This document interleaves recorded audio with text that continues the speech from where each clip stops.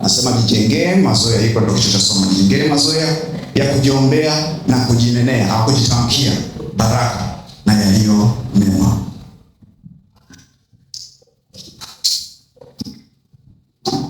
Unajua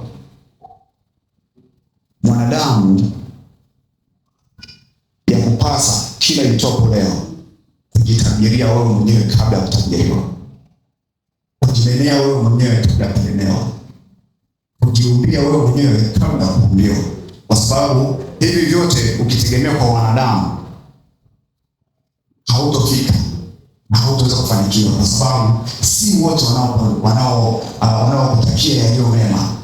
Lakini ukija ukisoma unaona kabisa kwamba mwanadamu tangu kuumbwa kwako, Mungu alikuumbia yaliyo mema, alikuumbia yaliyo ya baraka.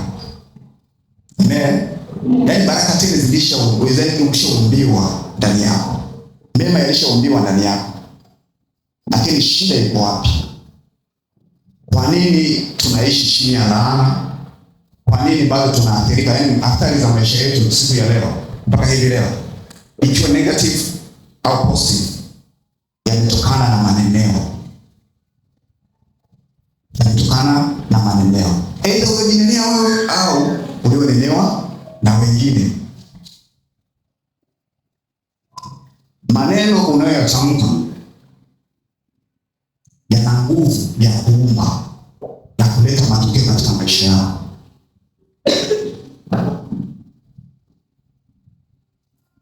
Yana nguvu ya kuumba na kuleta matokeo katika maisha yako. Na hasa wewe ambaye tayari unamjua Kristo, unamwamini Mungu wa kweli.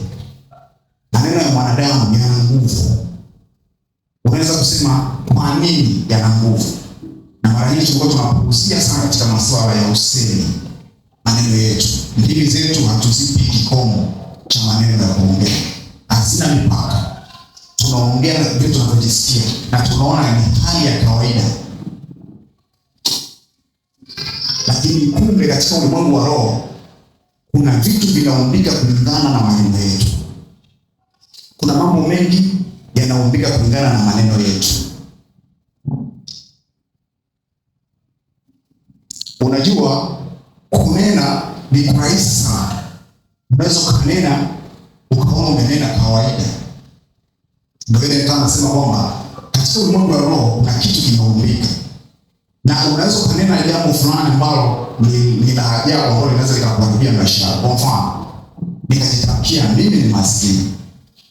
Unajua kwa nini maskini? Siwezi kuendelea kwa sababu hata katika ukoo wetu ndivyo tulivyo.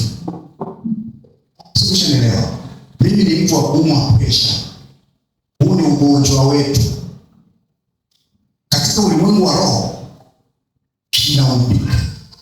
Unaona ni kawaida Mungu, lakini katika ulimwengu wa roho kinaumbika. Na kuna harama kubwa sana ya kuvunja kile ambacho umekinena. Unajua kunena ni rahisi, ila ukiondoa ni haramu. Ni kama Yesu anakuambia kwamba ugonjwa ukiingia ni rahisi sana, ila kutoka ni shida. Naomba Mungu atusaidie tuweze kuelewana. Hapa kuna kitu kizuri sana ambacho naamini kuna mtu mmoja ambaye anaangalia message hii ili iweze kumponya.